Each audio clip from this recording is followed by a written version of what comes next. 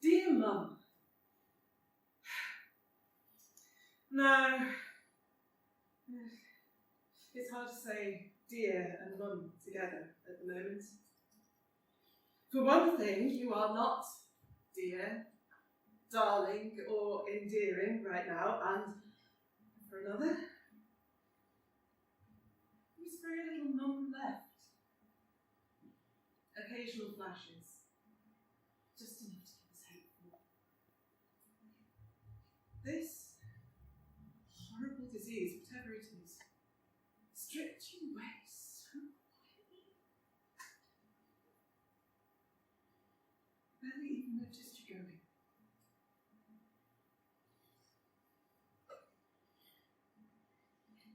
She's having a little bad mood. They're getting really frequent. Oh, I hope she's not being a problem, is she? Haven't you heard? She sacked another cleaner. How many does that make? 3, I think. Can you recommend anyone else? I'll have a think, but she's getting a reputation. We'll need to pay danger money soon. How little we knew. Still, ignorance is bliss, isn't it? Mum's memory's going a bit wonky. What she said now. Will you remember a favourite record that you had when we were kids? How could I forget? Oh, Bluebird. No. One day the bluebird will come to you. Oh, God, yes. Yeah, by Shirley Temple. Oh, yeah. Bloody awful Deutsche gramophone record. Well, she completely forgot how it got broken. Really? I was grounded for a week because of that record. Yeah, you deserved it too. Well, she said Dad had thrown it out because she hated it. Weird, right?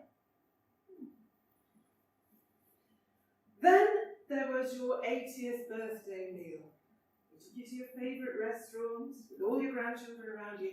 You should have been smiling. You spent the time nitpicking to everyone and everything. I think we all knew there was a problem, but we just didn't know what to do. Why do they have to put my age on the table? I don't want people knowing my age. Rude. Was that rude, Mum? Why is Grandma wearing dirty clothes? Well, she was late getting ready, darling, but she's here now. And this is chocolate cake, isn't it? I don't like chocolates. You love chocolate cake. Rubbish. It's too sweet. After this, she had a call leading to the inevitable hospital stay. There were the family phone calls to let everyone know. Other calls were to the hospital to get updates, usually with a game of ward tag if they moved you, which they usually had. Well, she came in last night very confused. She said she wanted Bobby. That's my dad. Oh, my husband. Right, will you I'm afraid he died 5 years ago. Oh, Hughes. Oh, I'm so sorry. Well, the way she talked, I just... She's always thought of him as being just in the next room. Yes. I think it helps her. Well, I suppose grief can be like that. So, can we come and see her tonight? Oh, no, she's been moved to orthopaedics. Those will have the information. I'll transfer you to reception. Orthopaedics, please. Orthopaedics, putting you through. Orthopaedics. I believe you have my mother with you. Can we come and see her tonight? I'm sorry, she's been moved. She had an x-ray on her hip this morning and was sent to surgery. Surgical will have more information. Surgical, please. Surgical, putting you through. Surgical. I believe you have my mother with you. Can we have any information? Let me see. Yes, she's here. The x-ray has been assessed, but, no, I'm sorry. Mr. Jones will have more information. Mr. Jones, please. Oh, hello again. Putting you through. Mr. Jones's office. Could I speak to Mr. Jones about my mother, please? I'm sorry, he's in surgery and I'm afraid I can't give any Please, information about that. please. I've been to admissions, orthopaedic, surgical, and now here. Can you tell me something? I'm afraid not, but post off might have more information. Post off, please.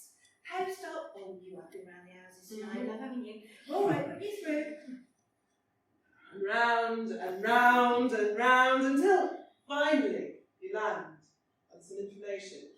And then calls back to the family to update them on what had happened and how you were.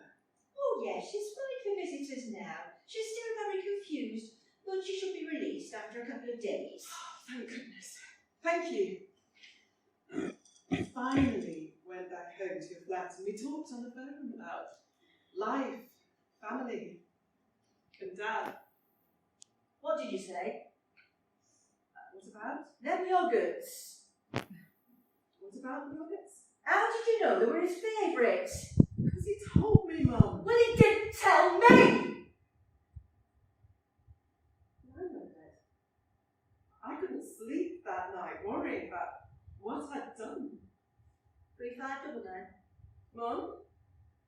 Are you okay? Of course I am. I'd ask. Well, you put the phone down on me yesterday. You were really worried. No, I didn't. We had a lovely chat. But the yogurt? What are you talking about? You did have an imagination. You slammed the phone down. Oh, rubbish. You must have dreamt it. I sounded a little scared. Like a child. And suddenly I felt like I was the parent. And I needed to protect you.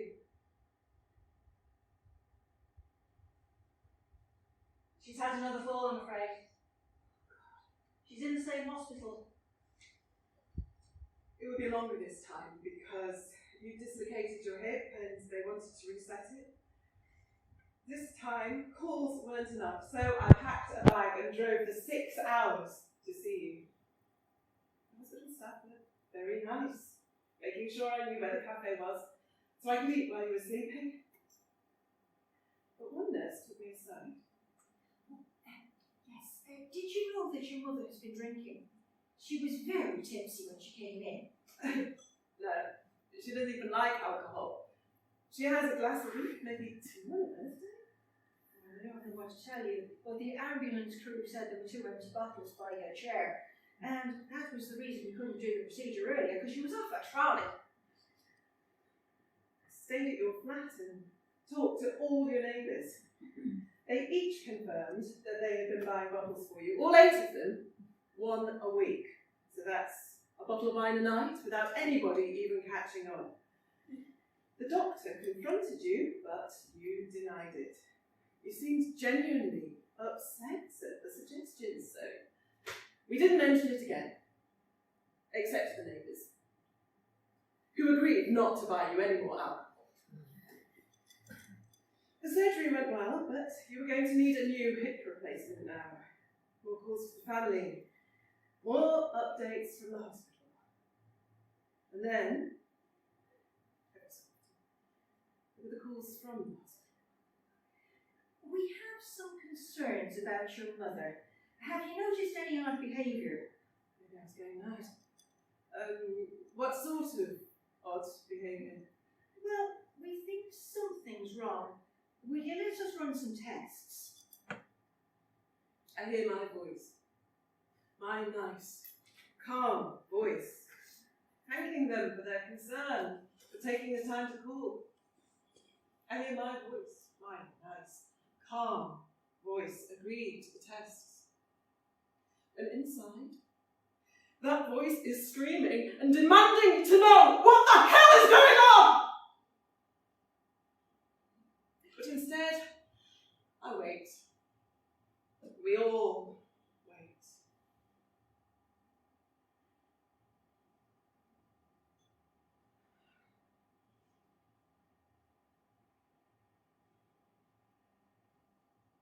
And wait.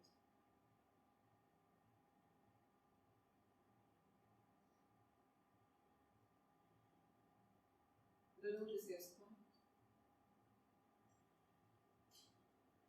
I phoned back to find different people are now working on the ward, and they know nothing but tests or concerns. I launch into the story from the beginning and find that these nurses seem to think that I'm the one behaving oddly. A number of times I had to tell the story from the beginning. I really should have recorded it, so I could just play it back So I could just play it back. So I could just play it back. So I could just play it back. So I could just play it back. So I could just